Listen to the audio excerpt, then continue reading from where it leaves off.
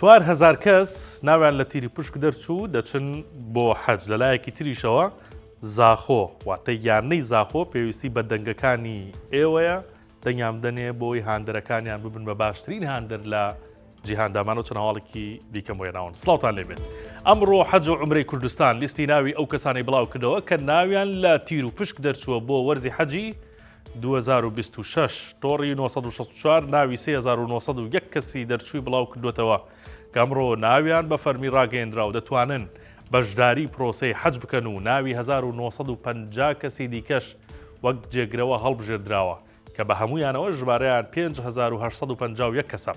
لا تیر و پشکەکەدا 113 کورسی بۆ کەسوکاری شەیدان تیر و پشکی بۆ کراوە و 113 دیکەش وەک جێگرەوە دیاری کراوە. وەکەوەی بەڕێوەبەرایەتی گشتی حەج و عومرە لە کۆنگرەی ڕۆژنامەوانی ئەنجامدانی تیر و پشکەکە ئاشکرای کرد هەر قەزایەکی هەرێ بەجیا بەرکەوتەی هەیە لە ناوی حاجیان ژمارەی حاجیانی هەر قەزایەکیش پەیوەستە بە خواست و تۆمارکردنی ناویان نەک ژمارەی دانیشتوانیان.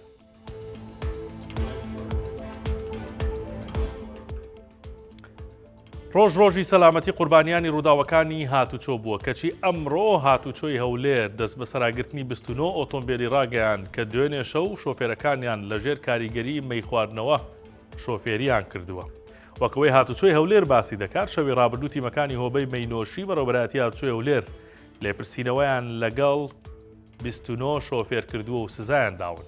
سزادانی شۆفێران دوا لێپێچینەوە نەبووە و هاتوچۆی هەولێر دەستیان بەسەر ئەو ئۆتۆمبیلانەش داگرتووە کە لەژێر کاریگەری مەی خواردنەوە لێیان خوڕیوە و داواش دەکات شۆفێران هیچ کاتێک بە سەرخۆشی ئۆتۆمبیل لێ نەخڕن. هاتوچۆی هەرێمی کوردستان ئاشکرای نەکردووە چەند لە سەدی ئەو ڕووداوە هاتوچۆیانەی ڕوودەدەن بەهۆی مەینۆشیەوەیە. ئەوە نەبێ ڕێکخراوی تەندروستی جیهانی دەڵێ توێژینەوەیەک لەسەر کوژراوانی هاتوچۆی ڕێگاوبانەکان دەری خستووە لە جیهاندا لە 140.7 قوربانیەکان مەیان خواردوێتەوە.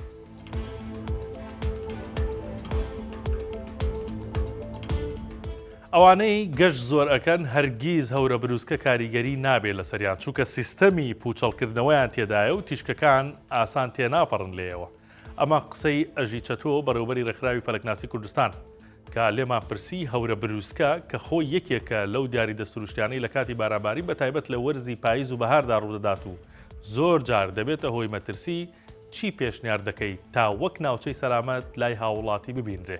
ئەژی چەتۆ بە دوو ڕستە وەڵامی دایەوە وتی ڕێکارەکانی خۆپارێزی ئاسان و سادن لە شوێنی چۆڵ و شێدار ڕوبەڕووی ئاوی و دار و ستونی بەرز دوور بکەونەوە. ئۆتۆمبیل و فڕۆکە سەلامەترین شوێنن بۆ ئەو کەسانی دەیانەوێت خۆیان لە هەورە بروسکە بپارێزن چونکە سیستەمی پوچەڵکردنەوەی تێدایە.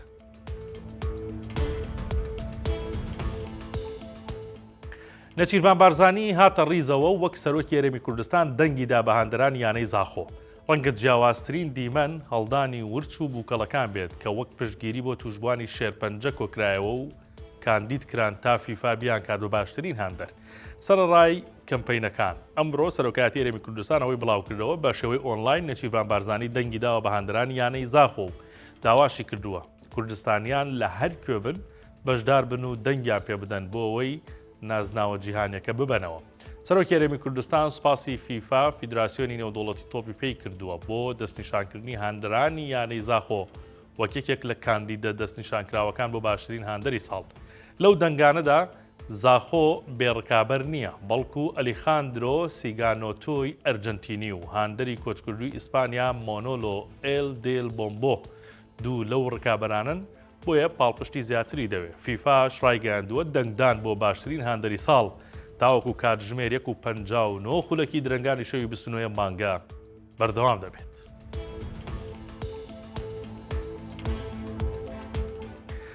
سەرنجتان ڕادەکەشم بۆ هەواڵێکی دیکە کە لە کەرکووکە ئەم هەواڵە ئەمڕۆ 3 کەس دەستگیر کراون بە تۆمەتی ئەوەی نوشتە و جادوویان کردووە بۆ خۆشەویستی خەڵکێکی شوون بۆ لای ئەم 3 کەسە.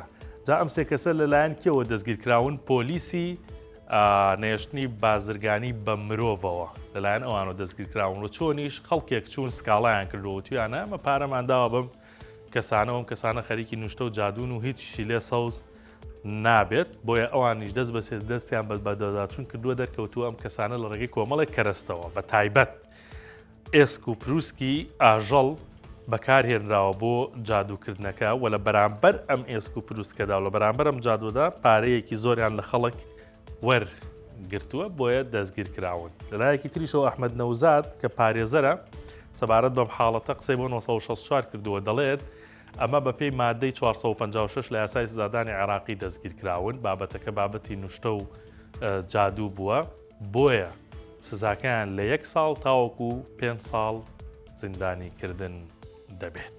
ئەمە هەواڵەکانی ئەمڕۆ بوو کاتێکی شات بۆ هەموو لایەک.